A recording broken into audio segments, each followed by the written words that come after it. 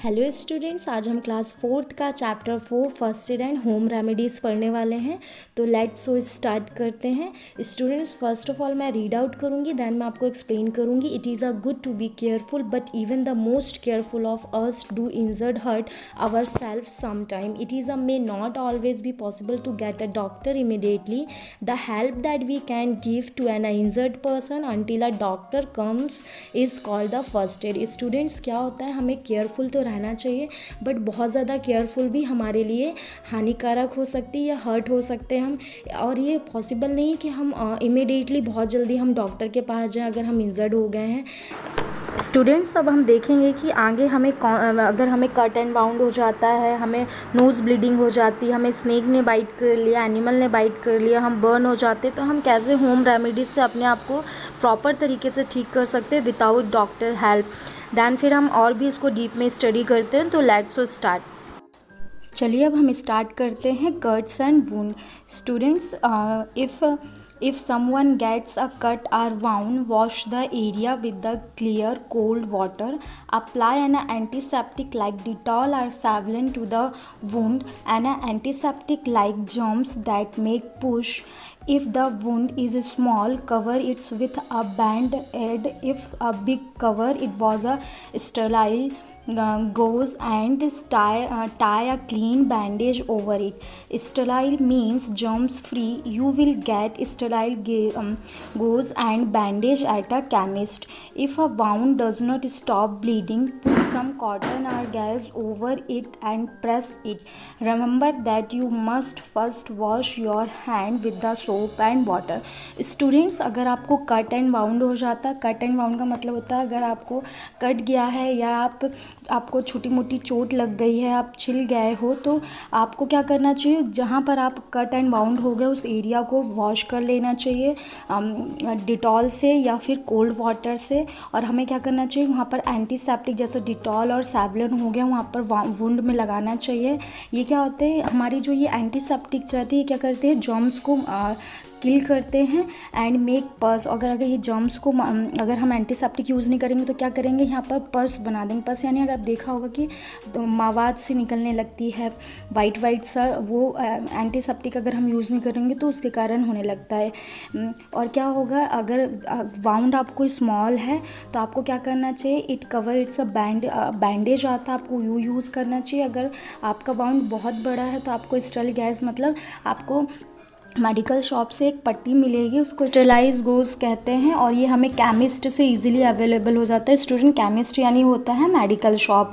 और क्या होता है स्टूडेंट्स, अगर आपकी बैंडेज से और स्टेरलाइज गोज से भी आपकी अगर ब्लीडिंग नहीं कम हो रही है वाउंड की, तो आपको क्या करना चाहिए, वहाँ पर स्टॉप करने के लिए आपको कॉटन का कपड़ा यूज़ करना चाहिए, उसको प्रेस करना चाहिए, कॉटन के कपड़े से उसको दबाना चाहिए ताकि आपकी जो ब्लीडिंग है वो कम हो जाए।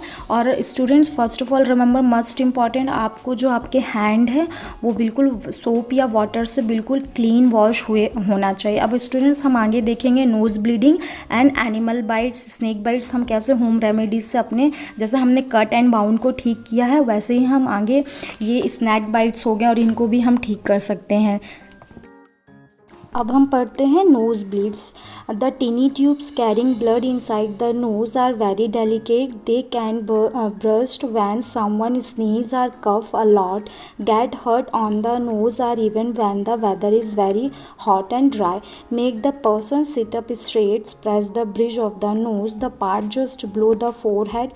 If you can manage to get eyes, make a bundle of eyes in a handkerchief. Apply it on the bridge of the nose.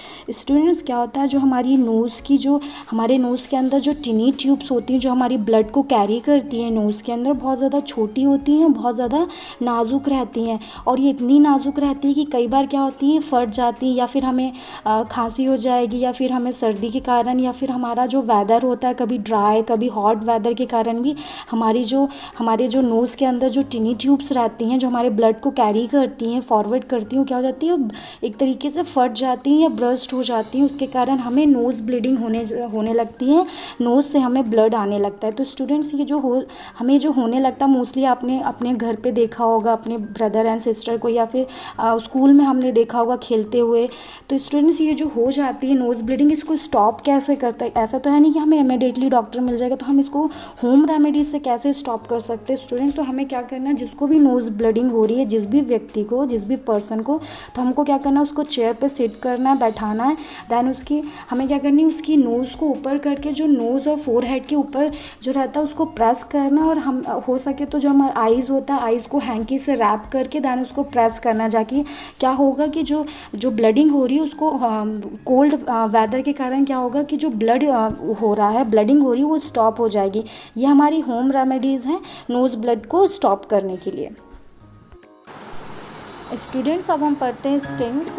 The stings of a bee, wasp और hornet is a quite painful. If someone get stung, wash the area with the soap and water. Pull out the sting with a pair of tweezers. If you don't have a tweezers, use your nails. You can pull out the thorn splitters the same way. Wash the area again after pulling out the sting.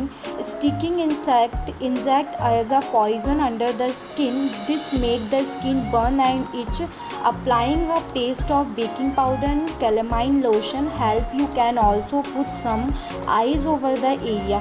Student, stings का मतलब होता है डंक मारना। Mostly जो हमारी मधुमक्खी होती है वो क्या करती है, उसने अगर डंक मार दिया तो उसका जो डंक होता है बहुत ज़्यादा पेनफुल होता है। अगर किसी को उसने डंक मार दिया है तो हमें क्या करना चाहिए स्टूडेंट्स, हमें जहाँ पर उसने डंक करा स्टंग करा है उस एरिया को हमें वाटर से या सोप से वॉश कर लेना चाहिए। और फिर उसके जो डंक होते हैं स्टिंग से क्या करना चाहिए, हमें ट्वीज़र से निकालना चाहिए। अगर ट्वीज़र नहीं है हमारे पास तो हमारे नेल्स का यूज़ करके हमको उसके जो डंक होते हैं स्टिंग उनको दैन उसके बाद स्टिंग पुल आउट करने के बाद हमें उस एरिया को फिर से वॉश करना चाहिए। दैन हमें वहाँ पर क्या करना चाहिए स्टूडेंट्स, बेकिंग पाउडर का पेस्ट या फिर कैलेमाइन लोशन लगाना चाहिए। उससे क्या होगा, हमारी स्किन बर्न नहीं होगी, ईचिंग नहीं होगी।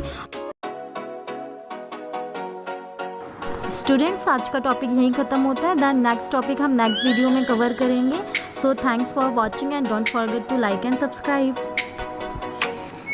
Oh, let me up with a bright smile on now.